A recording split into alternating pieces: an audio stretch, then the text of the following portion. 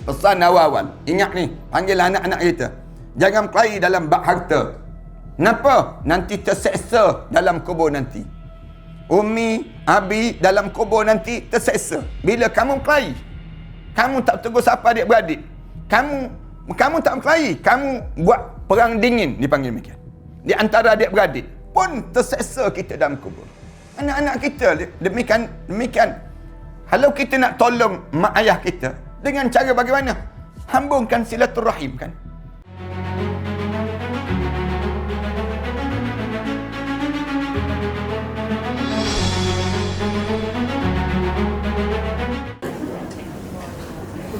Bismillahirrahmanirrahim. Alhamdulillahirabbil alamin. Wassalatu wassalamu ala asyrafil anbiya'i wal mursalin wa ala alihi wa sahbihi ajma'in. Subhanaka la ilma lana illa ma 'allamtana innaka antal alimul hakim. Ya alim 'allimna min ilmika kama tarda bihi 'anna. Ya halim khalliqna bi khuluqil hilmi wa haqqiqna bi haqa'iqil ilmi. Allahumma 'allimna ma jahilna wa zakkirna ma nassina. Allahumma yassir wa la tu'assir wa tammim bil khair, amma ba'd. Para hadirin yang dihormati sekalian, kita masih lagi dalam membicarakan tentang mengenai permohonan ahli-ahli neraka untuk keluar daripada neraka, bertalu-talu kepada Allah, sehingga kan disebut sampai 5 kali yang mereka minta supaya merekanya keluar daripada neraka ni. Tujuan kita belajar ayat ni dengan tujuan supaya kita jangan termasuk di kalangan mereka tersebut. Sebab itulah Allah dia sebut awal-awal pada kita di dunia ini, supaya apabila kitanya dalam keadaan kita sampai di sana nanti, janganlah kita termasuk di kalangan mereka. Itu yang pertama. Yang keduanya, alim ulama ajar pada kita supaya timbul kegerunan dan ketakutan pada jiwa kita ni, supaya dalam hidup kita ni sentiasa berhati-hati untuk memastikan diri kita terselamat daripada dihumban ke dalam neraka Allah.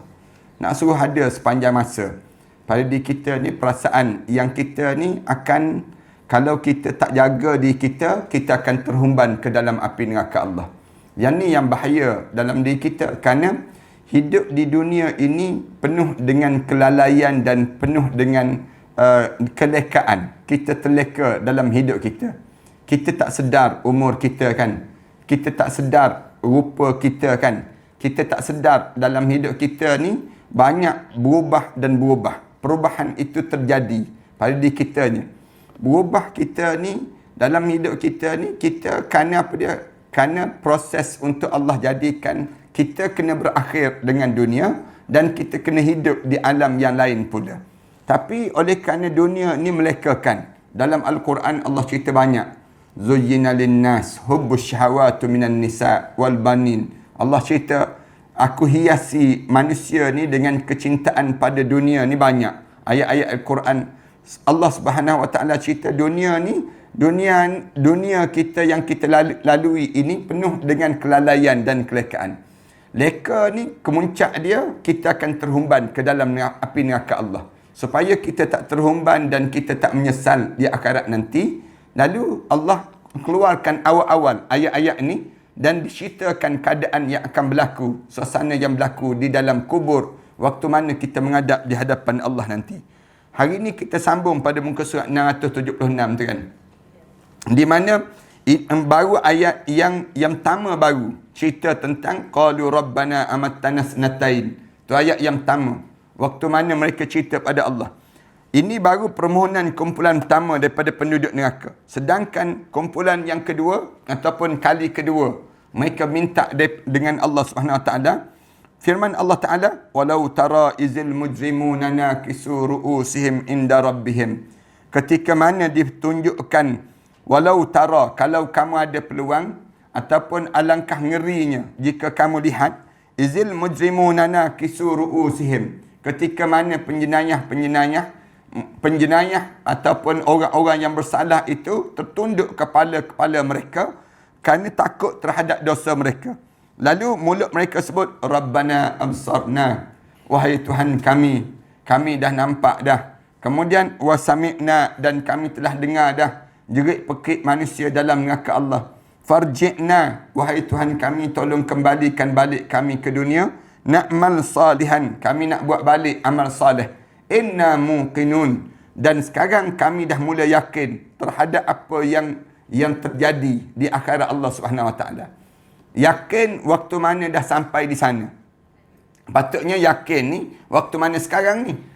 Nak timbulkan keyakinan sekarang ni jadi payah. Orang kita ni dia tak yakin dengan Islam, senang ceritanya. Dia tak yakin, keyakinan dia terhadap akhirat tu tak ada. Bila dia nampak dengan mata kepala, baru dia nak yakin. Di dunia ni Allah jadikan ujian kitanya tak nampak akhirat. Kita tak nampak akhirat. Yang menyebabkan kita tak jadi yakin. Tak timbul kesungguhan pada diri kita kan. Tapi bila sampai di akhirat, baru nak timbul kesungguhan. Kesungguhan di waktu itu untuk berbicara tentang akhirat. Lalu dia sebut, kami yakin dah sekarang. Lalu Allah jawab. Lalu dijawab oleh Allah, walau syi'na la'ataina kulla nafsin hudaha. Walakin haqqal qawlu minni la'amla'anna jahannama minal jinnati wan nasi ajma'in. Dan kalau Allah menghendaki, walau syi'na la'ataina kulla nafsin hudaha, nescaya kami akan bagi setiap jiwa itu petunjuk bagi diri dia. Kalau Allah naklah, Allah boleh bagi semua manusia ni petunjuk Allah. Katanya Allah, kalau aku nak. Walakin, tapi telah ditetapkan perkataan ketetapan daripada aku. Walakin haqqal qawlu minni. Aku dah tetap dah di kalangan umat manusia tersebut. La'amla'anna jahannam. Akan dipenuhkan neraka jahannam itu di kalangan manusia dan juga di kalangan jin dan juga manusia. Di kalangan jin dan juga manusia ajma'in, keseluruhannya akan diazabkan dalam neraka di kalangan mereka itu sendiri. Allah Subhanahu Wa Taala sebut demikian. Allah nak sebut begini. Kalau aku nak bagi petunjuk kepada manusia semua, aku boleh bagi.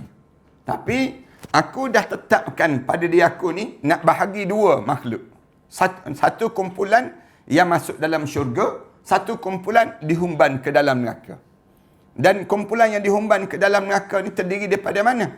Terdiri daripada di kalangan jin dan juga manusia yang akan memenuhi neraka tersebut. Bila dah masuk dalam neraka, kamu jangan ingat kamu boleh balik semula ke dunia. Itu cara demikian. Bila sampai dah di saat ini, kamu akan dimasukkan dalam neraka. Fadhuku bima nasitum liqa'a yaumikum hadha. Hari ini rasalah, katanya Allah. Fadhuku. Rasalah dengan apa yang telah kamu lupakan terhadap pertemuan pada hari yang sebegini. Yang kamu atas dunia dahulu, kamu tak terfikir langsung. Yang kamu tak terbayang langsung. Dalam hidup kamu nak hidup sebegini. Nak hidup di pada mahsyar ini.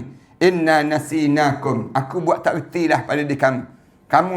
Kamu sendirinya nak minta pertolongan dengan aku sekarang. Baru kamu nak minta dengan aku buat tak reti pada kamu.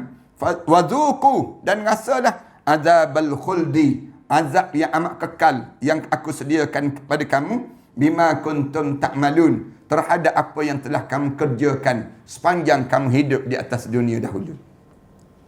Ni cara Allah mengejeklah manusia. Rasalah dulu. Takkanlah tak nak rasa langsung, katanya Allah. Cuba rasa dulu. Fadhuku. Dua kali Allah sebut. Wadhuku, fadhuku, wadhuku. Dua kali Allah Subhanahu Wa Taala ejek di kalangan umat manusia ni. Kerana kamunya atas dunia dahulu, nasitum liqa'a yaumikum. Kamu tak ingat terhadap hari yang pertemuan sebegini. Kan kita ni kan, pernah tak, saya pernah sebut pada jemaah kan, pernah tak dalam hidup kita ni kita bayang macam mana hari pertama kita dalam kubur?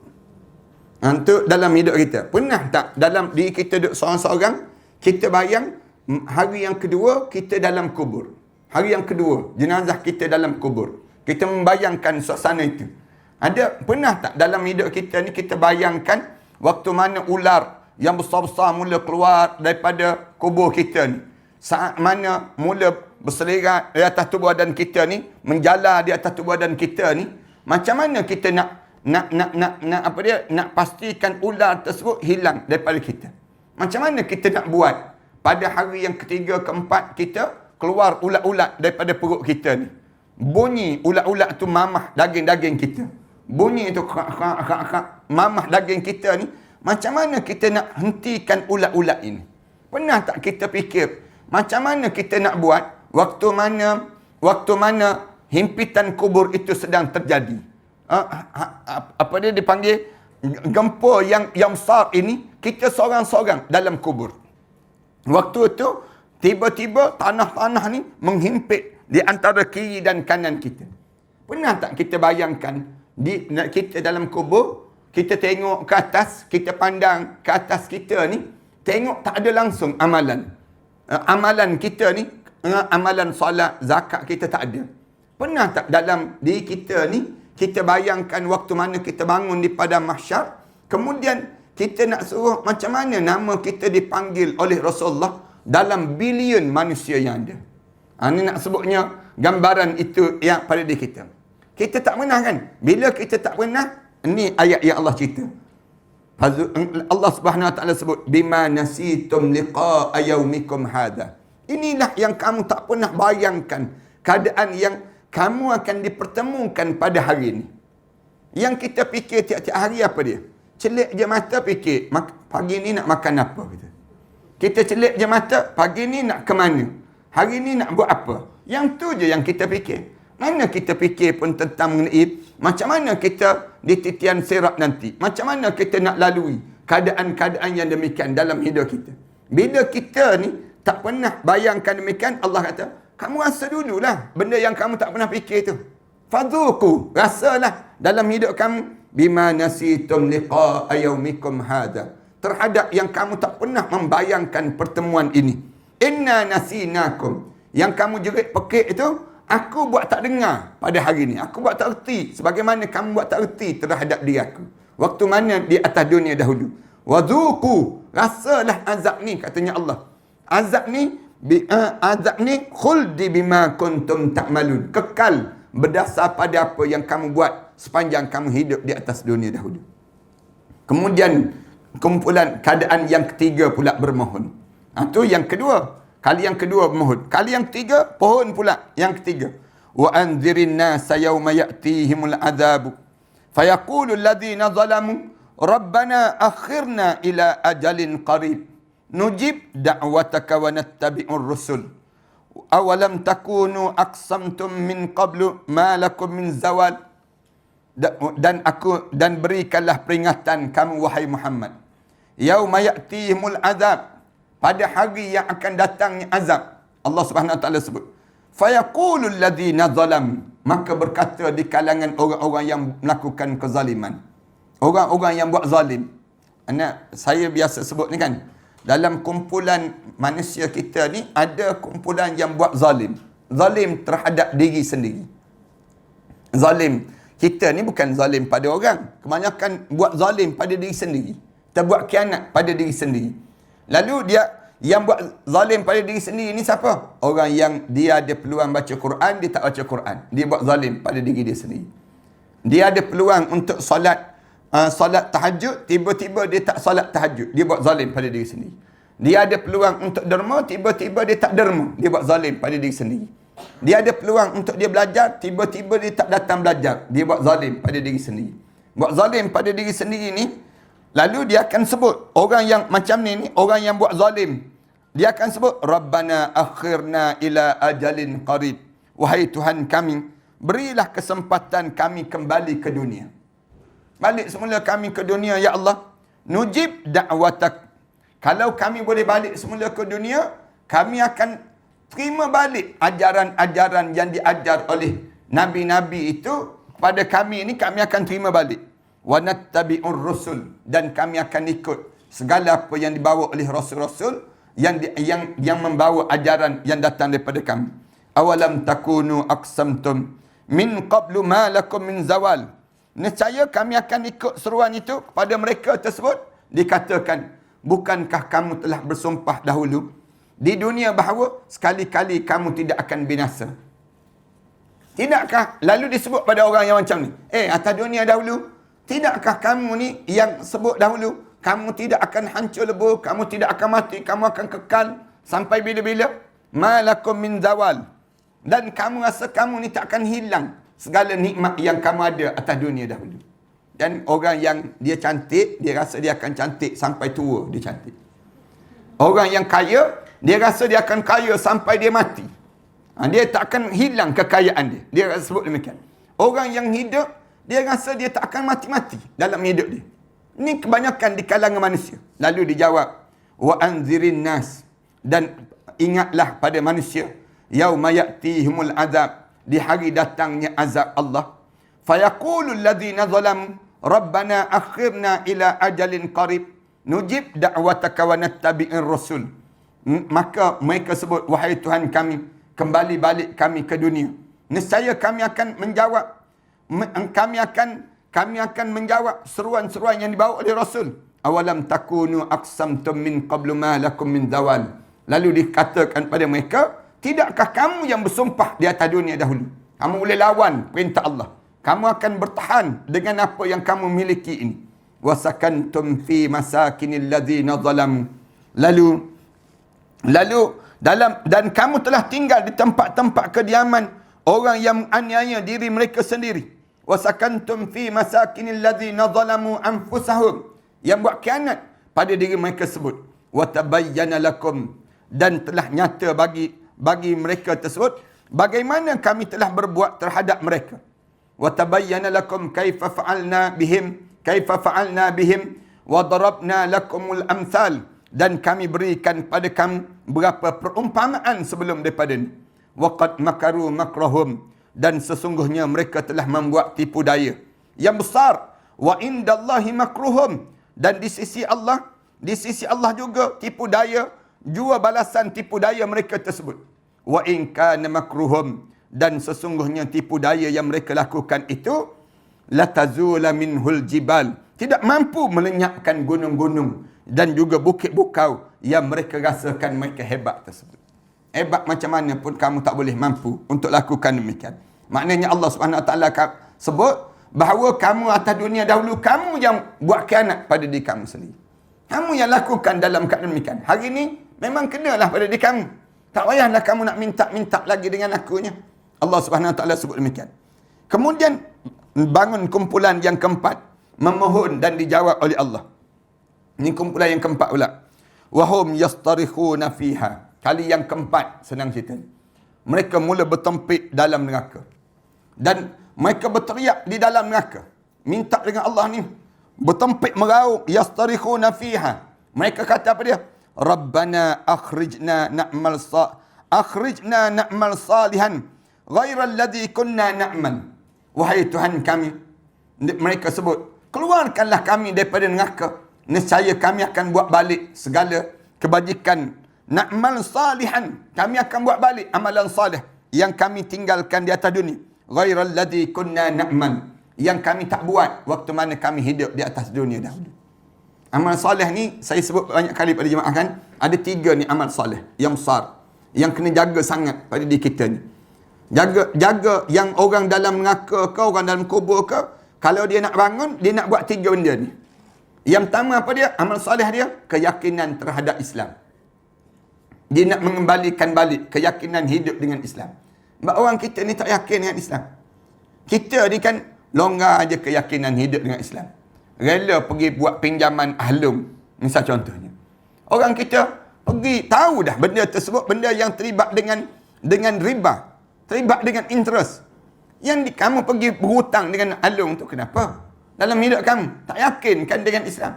Orang kita buat pajak gadai dengan bukan Islam.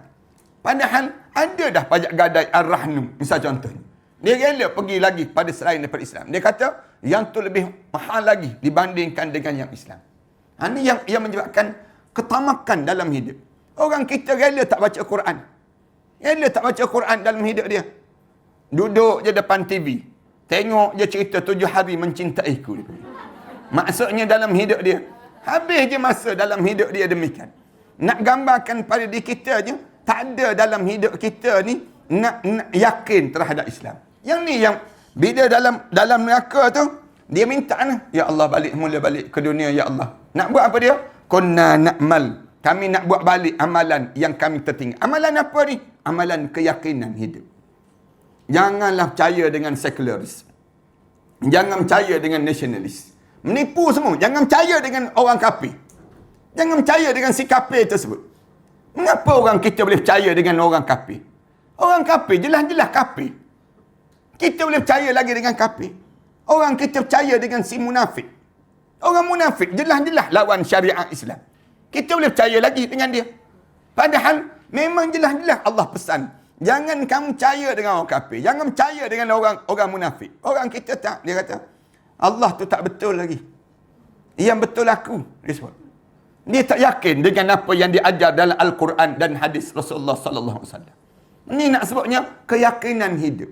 Orang kita ni, yang ni bila dalam neraka ni, nak balik semula. Nak balik, nak betulkan apa? Betulkan keyakinan. Yang pertama. Yang kedua, dalam hidup kita ni, tolong betulkan ibadah. Ibadah ni tolong betulkan. Ramai orang kita ni, belum dia mati ni, tak betul ibadah dia. Ibadah apa yang kena jaga sangat? Solat. Saya sebut banyak kali. Solat ni, janganlah tinggal. Janganlah kita ni, sengaja mencuai-cuaikan dia. Jangan kita ni buat sambil lewa terhadap solat. Kita ni, orang kita ni, dia solat. Ada yang jaga solat. Tapi dia cuai terhadap solat dia. Masuk neraka juga dia. Allah sebutkan, fawailul lil musallin. Pergi mampus kamu dengan semayang kamu. Kenapa semayang yang jenis demikian? Yang semayang ni Allah kata neraka wil. Fawailul lil musallin. Neraka wil bagi orang yang semayang. Kenapa semayang dia? Alladzina hum an salatihim sahun. Semayang dia buat lupa. Buat tak perhati terhadap solat dia. Tak khusyuk dalam solat dia. Ini ulama sebut demikian. Solat kita main. Tak yakin pun. Kita ibadah tu sambil lewa je. Kita buat amal ibadah kita. Maknanya apa dia? Kita tak jaga ibadah kita pada Allah SWT. Yang sembahyang masuk neraka. Yang tak sembahyang 10 kali ganda masuk neraka lagi.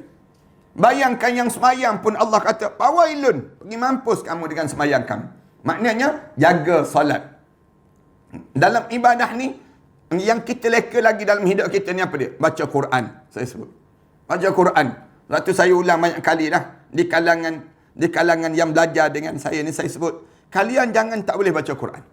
Kalau kalian tak boleh baca Quran, kalian jumpa dengan AJK Masjid ni. Bagi tahu pada AJK Masjid, saya di antara orang yang tak boleh baca Quran. Bantulah saya. Saya takut kalau saya mati dalam keadaan tak boleh baca Quran. Jangan malulah kita pergi mengadu pada AJK. Bagi tahu pada AJK yang baju cantik-cantik ni kan. Nak sebutnya. Bagi tahu pada AJK, saya ni di antara ahli qaryah yang sentiasa datang tak boleh baca Quran. Saya tak boleh baca Quran. Tolong bantu saya. AJK pula jangan jawab. Sebenarnya saya pun tak boleh baca juga. Jangan jawab demikian. Nak sebutnya pada diri kita ni, kita ni biar pakat di kalangan kita. Mesti boleh. Kita mesti pakat. Mesti kita bersatu hati di kalangan kita. Kita mesti tolong-menolong untuk dapatkan syurga Allah. Ini kena ada pada diri kita demikian. Jangan kita sambil lewa je. Datang je hari Jumaat. Pagi Jumaat kita datang misal contoh. Orang tanya kenapa? Tak ada kerja kat rumah. Datanglah. Dan dalam hidup kita. Jangan begitu. Tapi orang tanya kenapa beria sangat? Datang belajar. Kita kata saya nak dapatkan syurga Allah. Saya datang nak dapatkan syurga Allah. Saya tak nak saya mati dalam keadaan saya tak jumpa syurga Allah. Ini maknanya kita ni bersungguh-sungguh pada diri kita. Antaranya apa dia? Quran, zikir yang kita sentiasa amalkan dalam kehidupan kita. Kemudian dalam ibadah ni lagi yang kedua ni apa dia? Tolong alihkan semua aset-aset kita di dunia ini ke akhirat Allah sebelum kita masuk dalam kubur seorang-seorang. Jangan simpan di dunia. Jangan simpan. Para ibu-ibu, ayah-ayah yang ada ni, jangan simpan harta benda kita untuk dunia. Jangan. Rugi kita. Ramai dah orang kita ni cari harta pandai. Sampai hujung nyawa, dia mati seorang-seorang masuk dalam kubur, harta dia tertinggal ke atas dunia. Pelik betul dia. Cari harta untuk siapa? Cari harta untuk kita kan? Bila kita cari untuk kita, bawalah harta ni ke akhirat. Kita kan kena pergi ke akhirat kan? Macam mana kita nak bawa ke akhirat? Kita hantar sekarang. Apa dia dengan cara macam mana? Post harta kita ni. Bukan pergi pejabat pos, tidak. Tapi nak sebutnya hantar dengan cara bagaimana? Pada diri kitanya, wakaf, sedekah, infak, hibah, segala benda ni kita dah urus dah. Bagi siap-siap dah pada diri kita.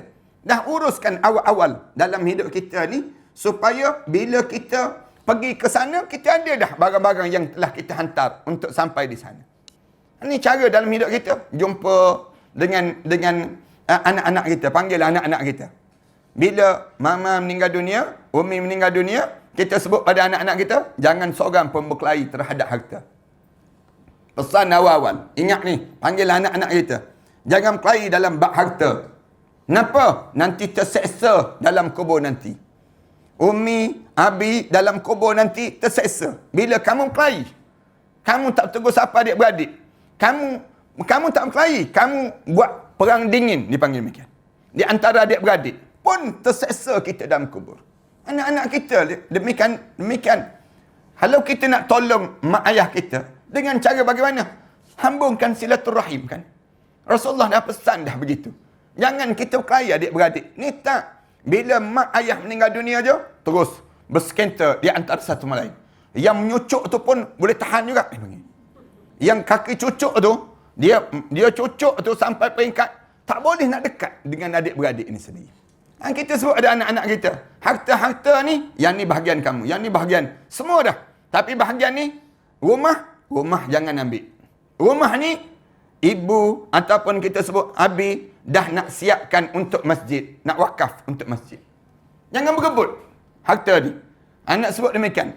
Ibu dah siapkan rumah ni, nak wakafkan. Kita sebut demikian. Nak wakafkan. Kita pergi jumpa dengan AJK Masjid. Kita bagi tahu kepada AJK Masjid.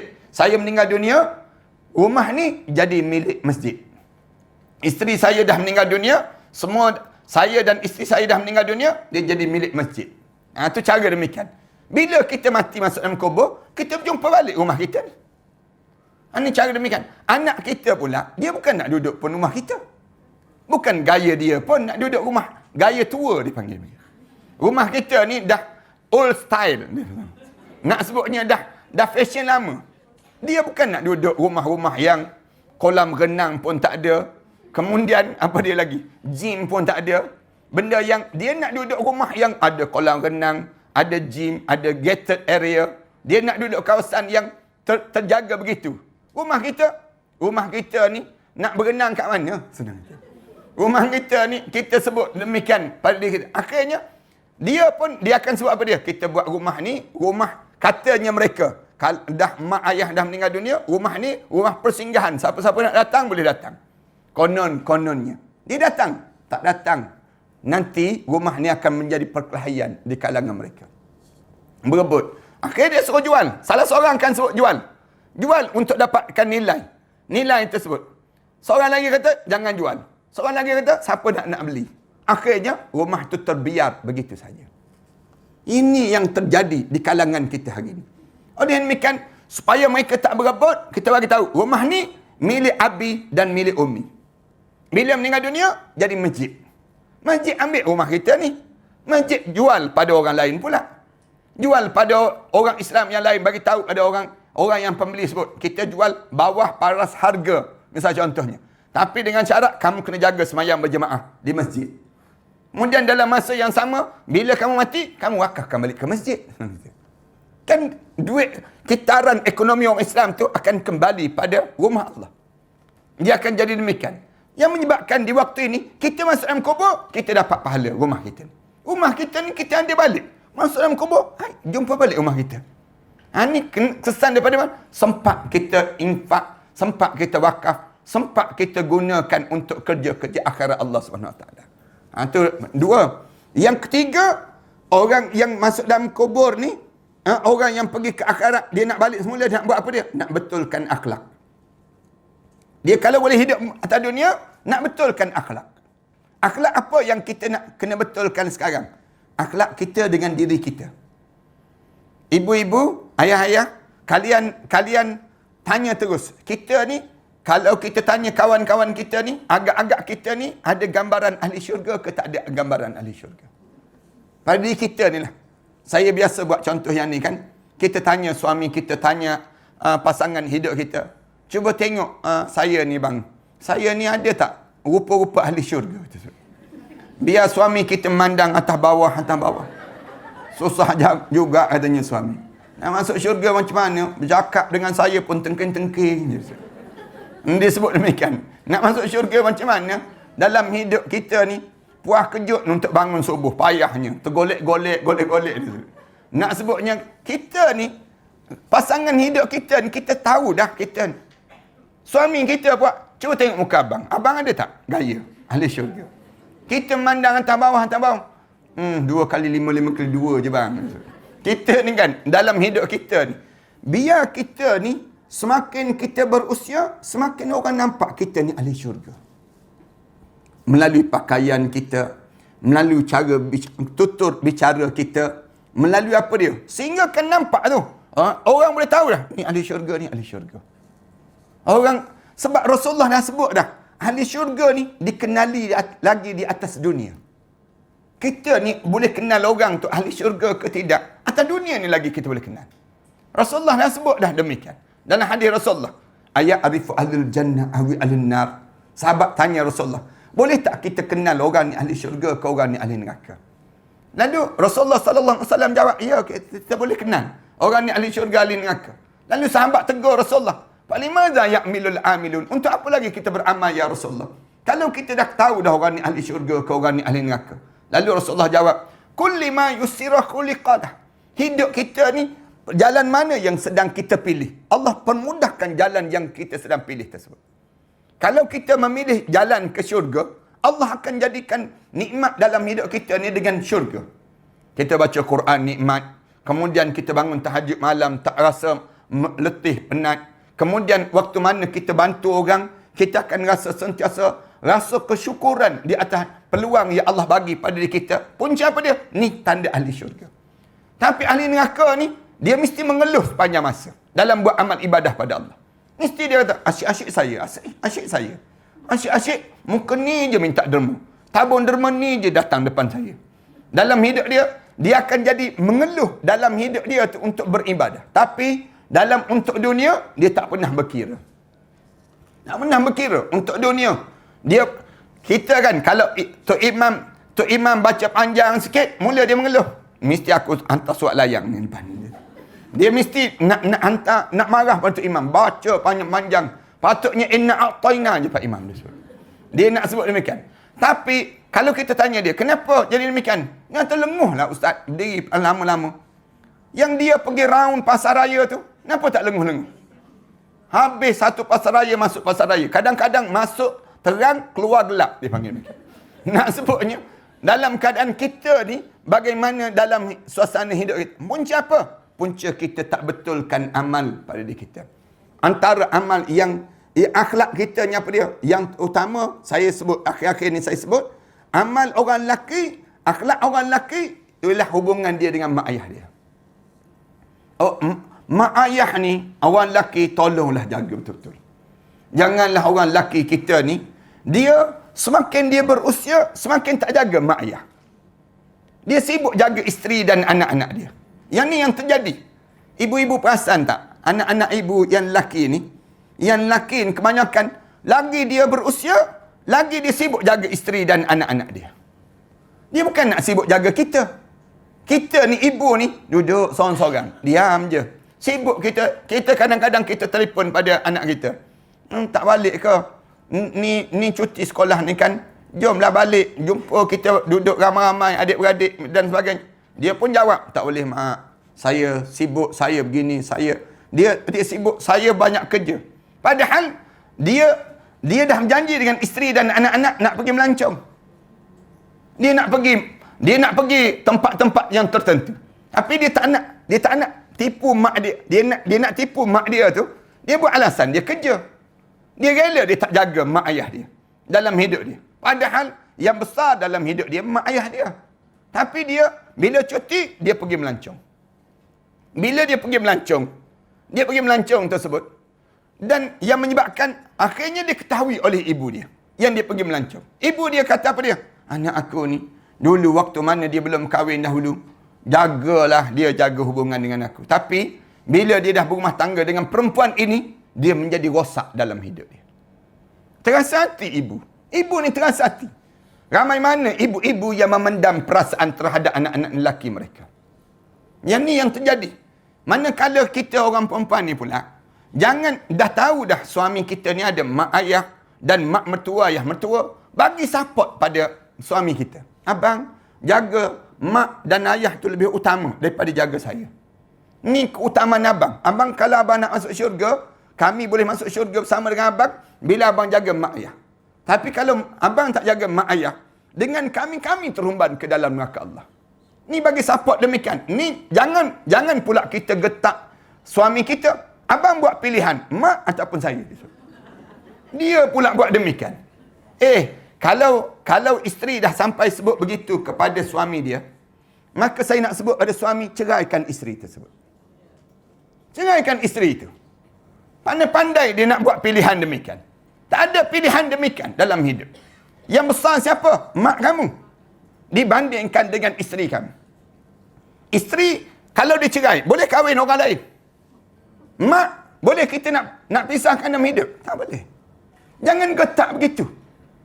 Orang perempuan, dia pastikan sebut sepanjang masa. Abang pastikan jaga mak dan ayah tu keutamaan dalam hidup abang. Ini kesan yang kita kena. Manakala kita jaga pula hubungan kita. Orang perempuan jaga hubungan dengan suami. Jaga akhlak dengan suami. Saya sebut banyak kali, jangan tinggikan suara depan suami.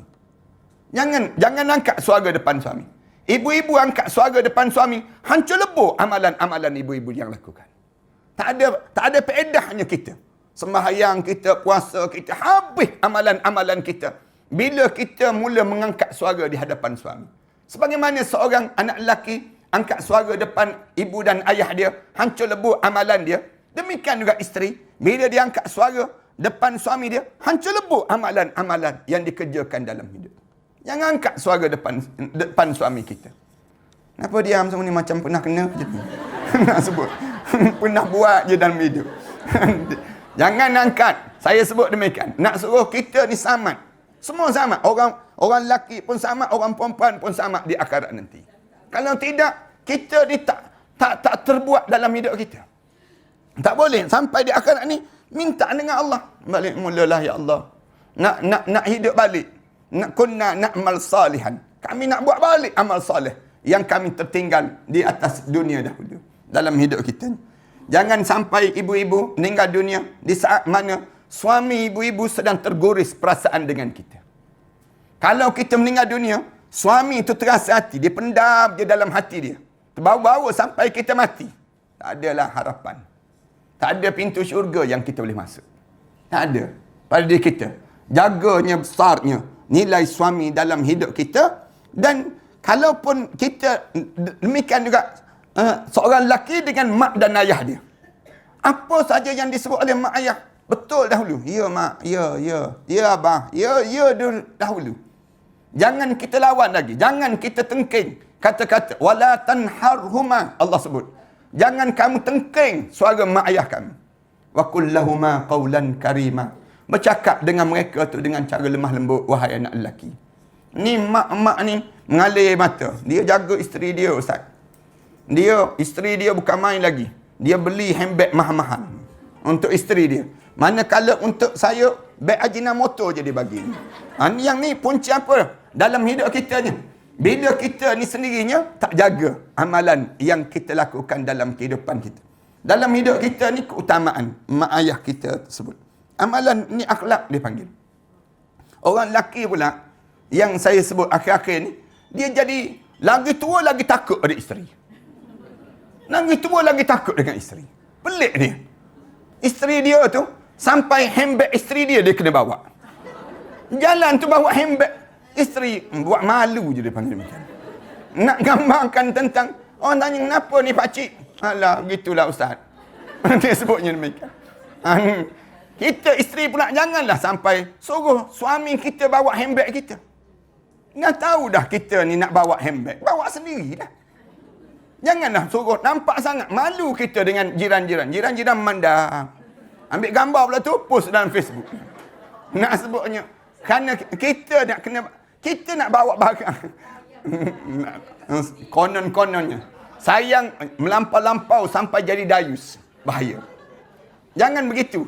Dalam hidup kita, kena letak sayang kita pada Allah, kedua ibu bapa kita barulah dia turun lepas pada sujud. Beza orang lelaki dengan orang perempuan. Ni sampai takut. Saya pernah telefon kawan saya.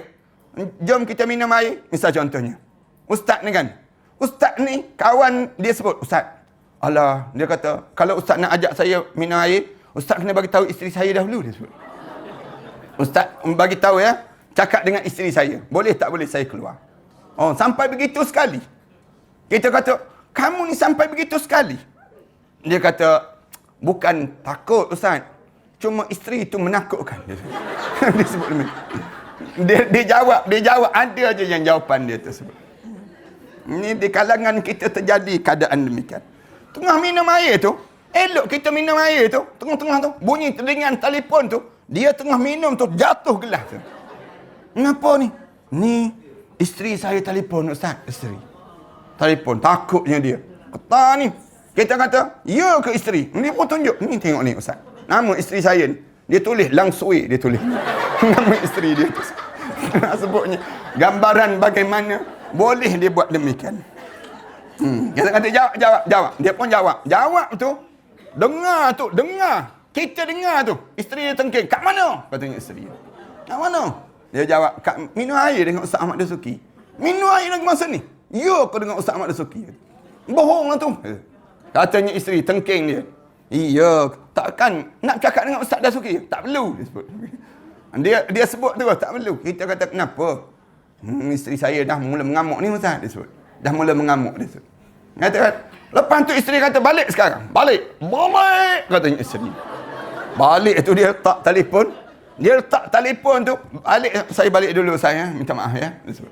Nak balik. Kesian kita tengok demikian. Ada orang demikian. Jangan ibu-ibu. Jangan buat macam tu. Ibu-ibu balik malam ni. Tanya elok-elok dengan suami masing-masing. Abang ada tak perasaan takut dengan saya? Tanya demikian.